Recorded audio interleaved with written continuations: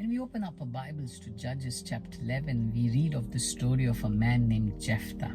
Now, Jephthah was born to a harlot, and because he was born of a woman who was a harlot, his brothers from another mother throw him out from the house.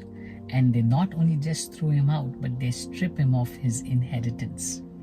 Now, what happens in verse 6?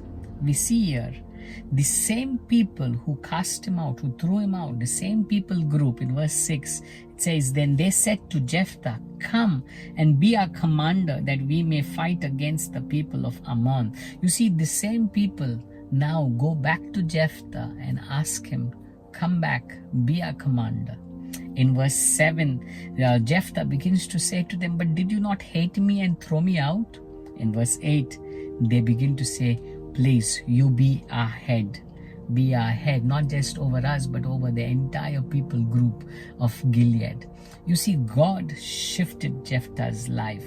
We see God turned the story of Jephthah from being a castaway, from being someone who was hated, ignored, someone who was despised, someone who his own brothers stripped him of his inheritance.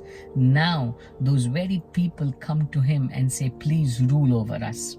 We see that same story in Joseph, right? In the Old Testament, Joseph's brothers sold him as a slave. At the end of it, when we read the end of Joseph's story, we see the same brothers coming and bowing down before Joseph. I want to tell you, that's the story that God works over every one of us.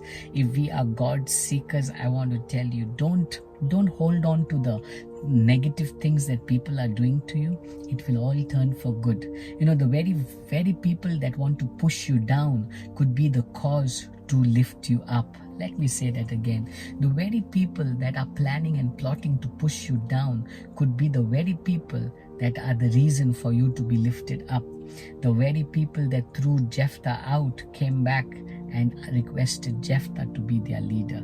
I want to tell you, if you are being mocked, insulted, hated, God will turn things around for you. The very people that are right now against you, God is going to turn it out, that they will begin to honor you, that they will begin to come to you and ask you for help. God will turn your situation around. So next time you see people who are abusing you, hating you, troubling you, don't be upset. Look at them and remind yourself, these are just opportunities, hurdles for me to rise higher in life. Rejoice and know that for you, it is God who will lift you up. He's the lifter of your head. Keep pressing on in God, and He will surely turn your situation around. God bless you.